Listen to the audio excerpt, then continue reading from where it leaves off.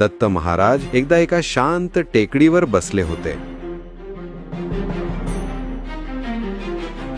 त्यांचा एक तरुण शिष्य त्यांच्या जवळ आला. तो शिष्य खूप संवेदनशील होता.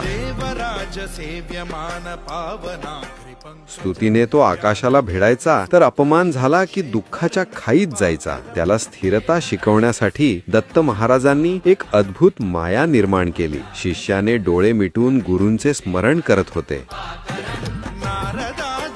पण जेव्हा त्याने डोळे उघडले तेव्हा त्याला एक भीषण दृश्य दिसले. एका बाजूला आनंदाचा महापूर आणि दुसऱ्या बाजूला अपमानाची आग. शिष्याचे मन क्षणात हसत होते आणि क्षणात रडत होते. तो वेडा होण्याच्या अवस्थेत होता. तेव्हा दत्त महाराजांची तीव्र वाणी त्याच्या कानात घुमली. बाळा, वर बघ. तेजस्वी सूर्य आणि शांत चंद्र हे दोघेही तुझे शाश्वत गुरु आहेत. स्तुती म्हणजे सूर्य. बाळा, कितीही तेज वाढलं, कितीही